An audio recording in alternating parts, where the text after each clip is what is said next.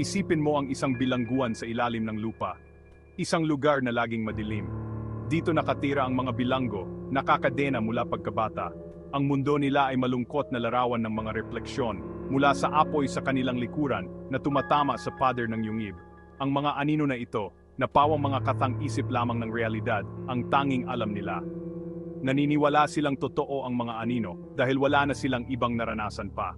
Ang mga bilanggo na ito ay kumakatawan sa atin, ang sangkatauhan. Madalas tayong nakakadena sa mga dating paniniwala, mga pagkiling sa kultura, at mga minanang paniniwala. Ang yungib ay nagsisilbing isang malakas na metapora para sa mga limitasyon ng ating pandama at ang kahalagahan ng pagtatanong sa mga bagay na pinaniniwalaan nating totoo. Isang araw, may nangyaring hindi pangkaraniwan. Nakalaya ang isa sa mga bilanggo. Nakalabas siya ng yungib, patungo sa nakakasilaw na liwanag ng araw. Sa simula, nabigla siya. Masakit sa mata ang sikat ng araw, nakakalito ang mundo sa labas. Ang pagtakas na ito ay kumakatawan sa unang hakbang tungo sa tunay na kaalaman. Ito ay isang sandali ng paggising na kadalasang pinapangunahan ng isang libro, isang pag-usap, isang karanasan na humahamon sa ating kasalukuyang pananaw sa mundo. Pero habang unti-unti siyang nasasanay, nagsimula ng makita ng takas na bilanggo ang tunay na anyo ng mundo. Sa unang pagkakataon, naunawaan niya ang pagkakaiba ng mga anino sa realidad. Napuspos ng matinding pagkamangha at saya ang takas. Gusto niyang ibahagi ang kanyang bagong kaalaman sa kanyang mga kapwa bilanggo. Bumalik siya sa yungib, sabik na sabihin sa kanila ang tungkol sa araw, sa langit, sa totoong mundo na umiiral sa kabila ng mga anino. Ang pagbabalik na ito ay sumisimbolo sa responsibilidad na kaakibat ng kaliwanagan. Ang mga nakatikim ng kaalaman ay nakakaramdam ng responsibilidad na ibahagi ito, upang bigyang liwanag ang isipan ng iba na nakakulong pa rin sa kadiliman. Sinubukan niyang ipaliwanag ang kanyang nakita, ngunit parang hangin lamang ang kanyang mga salita. Ang mga bilanggo, na nabulag na ng kanilang nakasanayang mga anino, ay hindi maintindihan ang kanyang mga paglalarawan. Kinutya nila siya, tinawag siyang baliw. Ang pagtutol na ito sa mga bagong ideya ay isang karaniwang reaksyon ng tao. Ang pagbabago ay maaring maging banta, at ang hindi alam ay madalas na sinasalubong ng takot at pagdududa.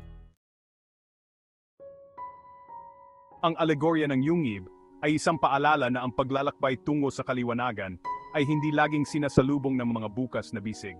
Ang mundo ay maaring maging isang lugar na lumalaban, at ang mga nangangahas na hamunin ang nakasanayan ay madalas na nahaharap sa pangungutya at pagtanggi. Ang mga bilanggo ay kontento na sa kanilang limitadong pag-unawa sa mundo. Komportable sila sa kanilang kamangmangan, takot sa kung ano ang nasa likod ng mga anino. Ang takot sa hindi alam ay isang puwersa na maaring magpanatili sa mga individual at lipunan na nakakulong sa maling impormasyon.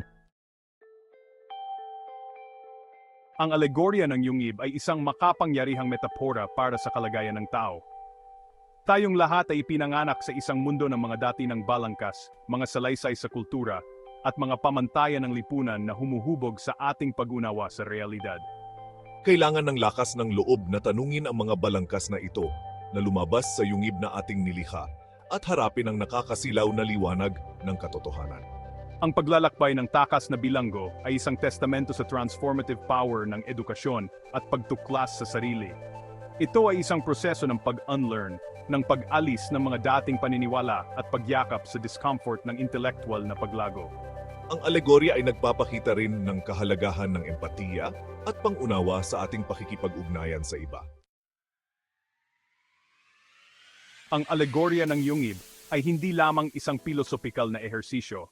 Ito ay isang roadmap para sa personal at panlipunang transformasyon.